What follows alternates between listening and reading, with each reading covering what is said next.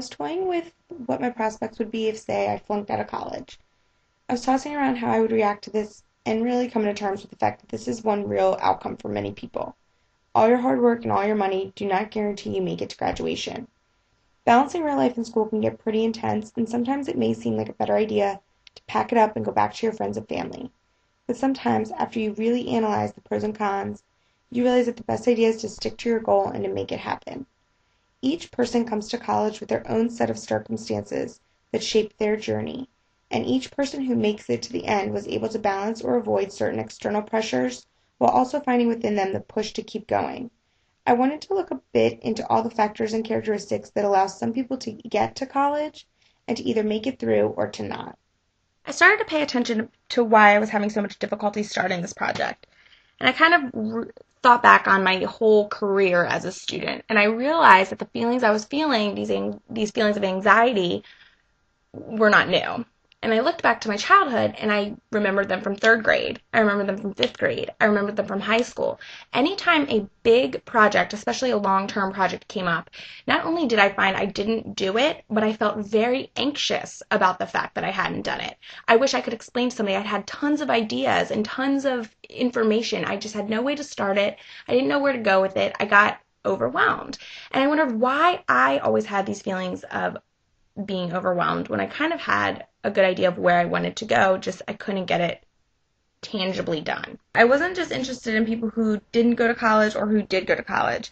I was more looking for an answer about what A is success and what is achievement, and is the push towards college necessarily the right push? Are we actually achieving and learning what we want to? And also, what kind of predisposes us to not even give ourselves that chance? Because we do see a drastic difference in income levels of people who do graduate and do not graduate college. And it's interesting just to see what is it initially that makes people feel like that is something I can tackle, or that is something I cannot tackle and don't even attempt it. And I started to Google if there were maybe characteristics that made some people more suited for college than others, and if some of my characteristics that I've carried with me are can kind of hinder my success in college.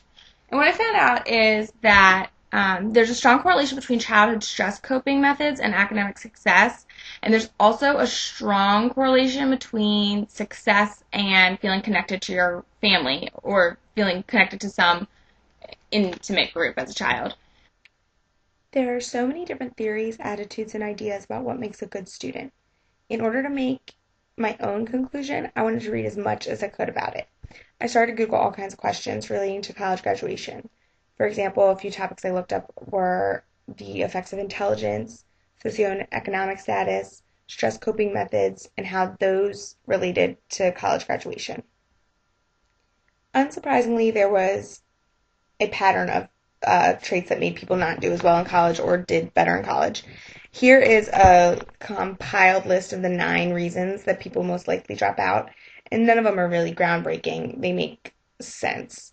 It's just interesting to look at how they sort of came about, and the fact that financial reasoning is number one, and it comes up very often in sort of the processing of all the other reasons. I compared street smarts to book smarts, trying to see if one was kind of a natural occurring phenomenon in a certain person. And what I came up with is that kind of just like upbringing and the other things we look into, it's more of a learned trait. So somebody who's using maybe knowledge in a work situation from childhood is going to be able to do math in a work situation easier than they might do a written problem. And somebody who's more school-oriented or more familiar with the school setup is going to be able to use those math skills in a conventional school setting maybe easier than they would a work setting. So again, it's just what characteristics are sort of repeated and practiced for each individual. I kind of analyzed that there were 3 groups of students. There are the top group of students who are almost guaranteed to go to college. There's the bottom group of students who are almost guaranteed not to go to college, and then there's a huge group in the middle who they have the cognitive ability to, but it just depends if they have all the financial and kind of groomed, learned characteristics that are going to make them a good candidate for college. I was interested also how much labeling in childhood di- dictates our academic course. And I was Googling things like number of medicated students with ADD to graduate college and things like that because I just wanted to see if there was a direct data number. But I couldn't find one of those. But what I did equate this and find a similarity with to myself is that the study where they gave children IQ tests in the beginning of the year and told a teacher that randomly 5 of the students had higher propensity to achieve. And at the end of the year, when they retook an IQ test, they had actually improved more than the students who were not of those 5 who were told that they would do better. And this was due to how the teacher treated them. So I did look up things about how what you're labeled when you're a student changes your trajectory, but I thought that was a good, solid example of proof that how you're treated does shape how you treat yourself and feel about yourself. College can be hard, and getting through it for some people just poses to be impossible paired with their real life responsibilities. Some people may simply have no desire to attend college. If you're neither of those and you do become one of the lucky ones with that golden ticket, what is going to be your drive to get you across the stage? I came face to face with my drive this semester. In all my readings, it seemed like I am almost expected to fail.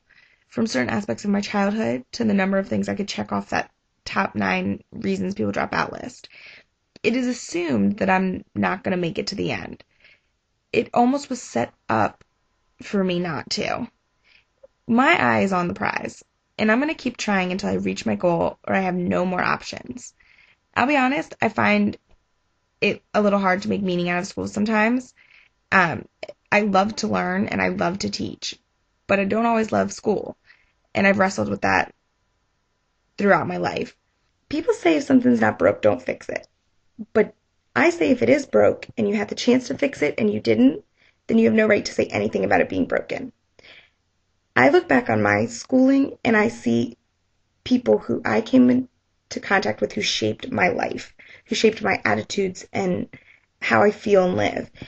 And if they hadn't been there or done what they needed to do to get to me, my life could be different. I need to graduate college to get my chance to be in a classroom and wherever else I end up. But I need this to get to where I want to go.